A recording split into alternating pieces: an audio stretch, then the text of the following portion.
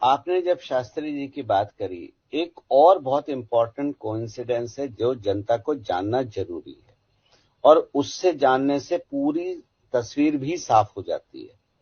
शास्त्री जी के बाद किसकी मौत हुई थी 15 दिन के बाद? अचानक मेरे ध्यान में नहीं आ रहा।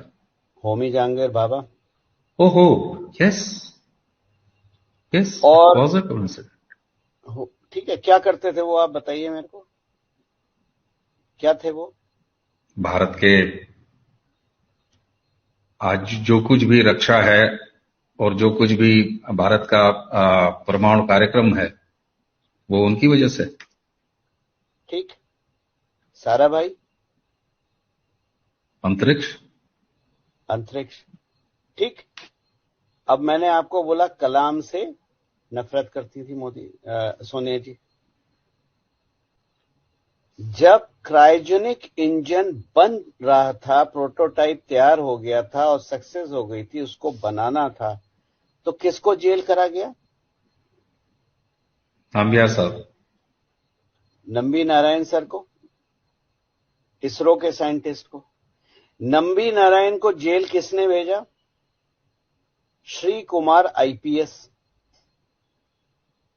श्री कुमार आईपीएस नंबी नारायण को जेल भेजने के बाद कहां प्रमोट हुए?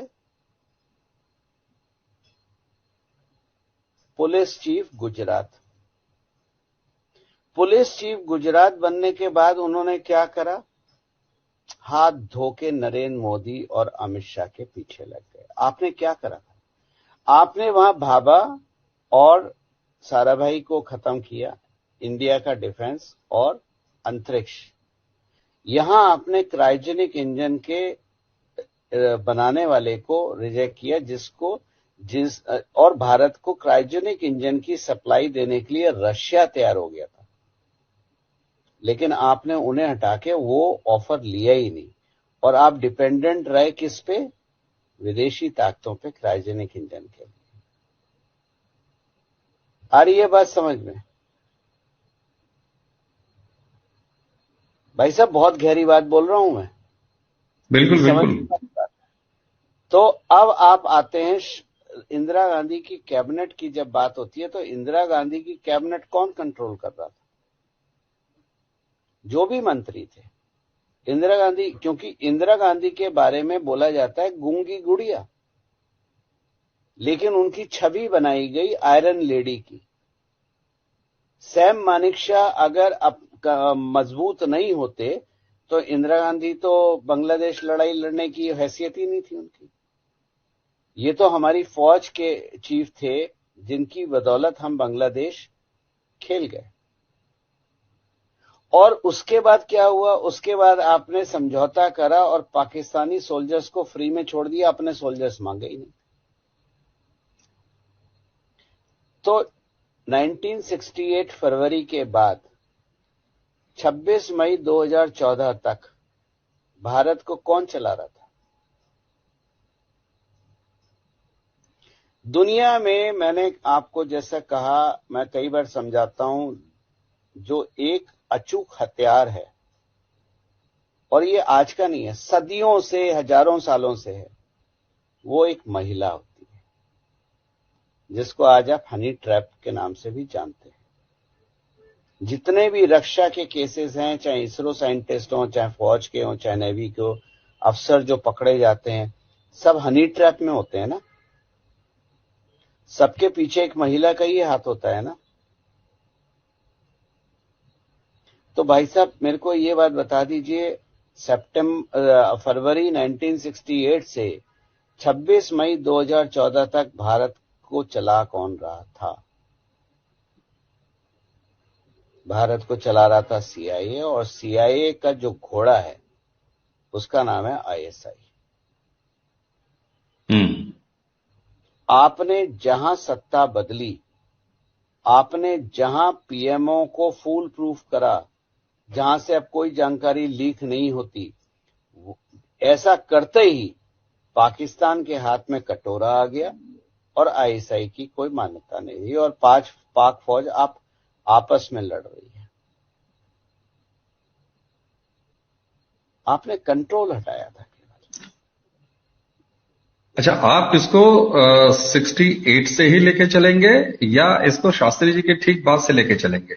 नहीं, मैं इसको शास्त्री जी के पास से लेके चलूंगा, क्योंकि वो एजेंसीज की लड़ाई थी। केजीबी कंट्रोल करे या सीआईए भारत को कंट्रोल करे, क्योंकि भारत में असीम संपदा थी।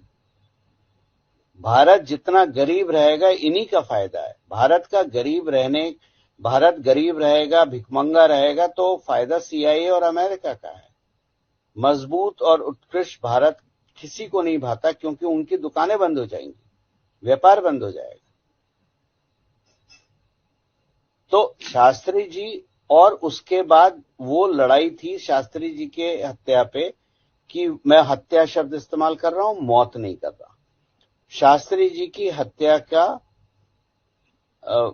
2 एजेंसीज की लड़ाई थी, और शास्त्री जी की हत्या के बाद एजेंसी की बागडोर धीरे धीरे केजीबी के हाथ से खिसक के 1991 के बाद पूर्ण रूप से सीआईए के हाथ में चली गई। और 1991 में जब केजीबी टूटी, तो केजीबी के जो आपके वो थे, सोवियत संघ तो कम्युनिस्ट था ना, तो सोवियत संघ कम्युनिस्ट था। लोग नहीं जानते, 3 कम्युनिस्ट देश थे इस एरिया के, सोवियत संघ, चाइना और आज का Islamic nation called Afghanistan. Afghanistan communist nation था। सोवियत संघ की लड़ाई अफगानिस्तान में क्या थी, कि अफगानिस्तान सीआईए के हाथ में ना चला जाए, और उसको करने के लिए आपने पाकिस्तान को तैयार करा। सीआईए ने हथियार बनाया पाकिस्तान को। पाकिस्तान का तो अपना कोई वजूद आज भी नहीं है, क्योंकि उनकी कोई फिलॉसफी आज भी नहीं है। तो ये एजेंसियों की लड़ाई समझ में आ रही है, बिल्कुल समझ में आ रही है। अब मैं उसके बाद 1991 के बाद जब सोवियत संघ टूटा, तो कम्युनिस्ट का इकलौता झंडा किसके हाथ में चला गया? चाइना का। तो अब आपको समझ में आ रहा है कि 2008 में जो राहुल गांधी ने एमओयू साइन करा था चाइना के साथ व्यक्तिगत तौर पे, क्या था वो? भारत को बेचने की तैयारी, क्योंकि उन्हें पता था सत्ता तो हमारे ही हाथ में रहेगी। दाएं बाएं जोड़ घटा करके जैसा भी करें, पर सत्ता तो हमारे ही हाथ में रहेगी। हम इस सत्ता को भोगने के लिए ही पैदा हुए हैं। लेकिन भला हो भारत की जनता का, भारत के जगने वाले सनातनियों का, कि हमने 26 मई 2014 को उनको उखाड़ के फेंक दिया। और ये विचलितता जो आप देखते हैं आज राहुल गांधी और सोनिया गांधी में, ये और कुछ नहीं है, ये वो 16 मई 2014 का रिजल्ट है जो उनको विचलित करे हुए हो। और जितना ये लोग कब्र खोदने की कोशिश करेंगे, ये खुद उतने कब्र में घुसते चले जा रहे हैं। इसीलिए मैं बोलता हूं कि भारत आजाद हुआ था 26 मई 2014 को। ये एक संकेत के रूप में आपने बहुत बड़ी बात कही है कि भारत 2014 के साल में आजाद हुआ। तो अब तक जितनी बातें आपसे, और उसको आप कोई भी नकार नहीं सकता, क्योंकि एक पूरी क्रोनोलॉजी बिल्कुल साफ सुथरी लाइन और बड़ी क्लियर दिखाई देती है। तो क्या ये मान लिया जाए कि 11 जनवरी 1966 से ही 2014 तक, ये अलग बात है कि इंदिरा जी के समय में वो 2 एजेंसियों का मामला था, लेकिन था तो विदेशी का ही। और तब से लेके 1966 से 2014 तक भारत के हाथ में था ही नहीं, भारत के हाथ में नहीं था। आप कोई पॉलिसी उठा के देख लीजिए गवर्नमेंट की, अगर आप डीप स्टडी करेंगे तो पॉलिसी का फायदा भारत में रक्षा, क्या वैज्ञानिकों की कमी है? जिस इसरो को शुरू करा था विक्रम साराभाई ने, वो इसरो क्या इतनी काबिलियत नहीं रखती थी कि अपनी सैटेलाइट अपने आप भेज सके? लेकिन आपको याद होगा, हम फ्रेंच गुयाना से भेजते थे, हम भारत से नहीं भेजते थे। क्या कारण है कि डिफेंस मिनिस्ट्री का, चाहे हवाई जहाज हो, शिप हो, चाहे आपका बंदूकें हो, गोलियां हो, एक छोटा सा नट बोल्ट भी विदेश से आता था। तो समझ में आ रहा है ये पूरी, मुझे लग रहा है हाँ, कि दर्शक भी जब ये पूरी क्या क्रोनोलॉजी जोड़ेंगे तो ये बिल्कुल क्या साफ हो जा रहा है। क्या कारण है कि सीड भी बाहर से आते थे, किसान की अगर हम बात करें। क्या कारण है कि फर्टिलाइजर भी हमें इंपोर्ट करना पड़ता था। हमने तो केवल नीम कोटिंग करा, फर्टिलाइजर बंद हो गया, चोरी बंद हो गई। तो भारत को बाजार के रूप में ही देखा जाता था, और यही कारण है कि संसद में खड़े होके राहुल गांधी ने बोला था मेक इन इंडिया फ्लॉप है, मेक इन इंडिया संभव नहीं है, मेक इन इंडिया हो ही नहीं सकता। आगे आपको बात समझ में, ये 2008 का एमओयू है। ये बिल्कुल। खानदान में तो भारत को बेचने की प्रवृत्ति रही है, और ये प्रवृत्ति खानदान में आज से नहीं रही है, ये नेहरू जी के टाइम से रही है। शास्त्री जी के समय उसको थोड़ा सा ब्रेक मिला था और उस ब्रेक के लगते ही शास्त्री जी को भी निपटा दिया गया।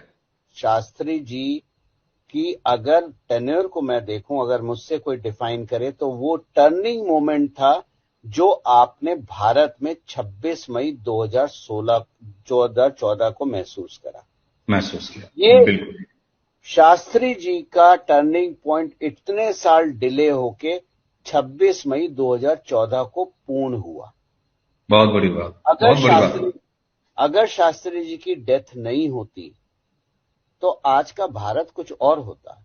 और अगर कॉन्स्टिट्यूएंट असेंबली का रिजल्ट माना जाता तो 15 अगस्त 1947 को सरदार पटेल प्रधानमंत्री होते। और अगर असली में गांधी जी ने टांग ना अड़ाई होती तो भारत 1943 में आजाद होता और श्री सुभाष चंद्र बोस भारत के प्रथम प्रधानमंत्री होते। गौरव जी, ये सारी चीजें जिस तरीके से क्रमवार और एकदम बिल्कुल जिसको कहते हैं ना कि एक लाइन, एक सिरे से बिल्कुल जोड़ देना, एक जंजीर तैयार कर देना, मुझे लगता है कि इस पूरी बातचीत को सुनने के बाद हम कोई निष्कर्ष रखें इसकी कोई आवश्यकता ही नहीं है।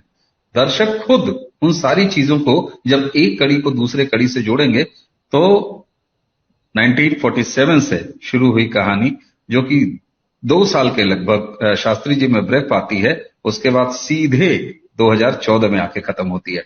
गौरव जी, ये एक ऐसा एंगल था, मुझे लगता है कि दर्शकों को बहुत सारी चीजें इस चर्चा को सुनने के बाद गुनने और बुनने के लिए एक जमीन तैयार करेगी, और उनकी खुद की अपनी एक बिल्कुल खुद का सोचा, खुद की एक समझ कायम होगी।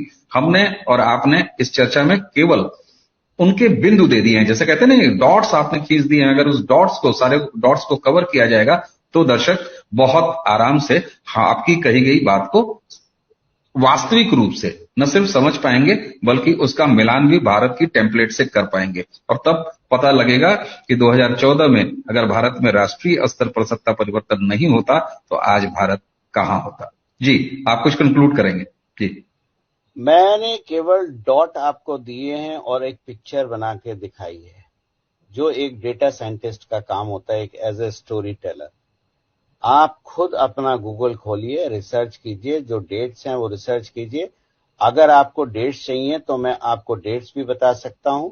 आप उन डेट का क्रोनोलॉजी अगर आप समझ ले तो जैसे 11 जनवरी 1966 शास्त्री जी, 26 फरवरी 1968 सोनिया गांधी का विवाह, 31 अक्टूबर 1984, 21 मई 1991, 11 जून 2000, 30 सितंबर 2001, 27 फरवरी 2002, 2 सितंबर 2009, ये सारी डेथ डेट्स हैं। और बिल्कुल। अब आप ये डेट लेके अगर आप इनको रिसर्च करेंगे तो आप पिक्चर साफ अपनी बना सकते हैं। मैं किसी का ना भक्त हूं ना चमचा हूं, मैं डेटा पे बात करता हूं, और डेटा मेरे को ये पिक्चर दिखा रहा है कि भारत 26 मई 2014 को सही रूप में आजाद हुआ था, और उसके पिछले 9 साल में आपने वो परिवर्तन देखा है कि एक आजाद भारत क्या कर सकता है। और आज हम चंद्रयान लेके चांद पे भी पहुंच चुके हैं। बिल्कुल।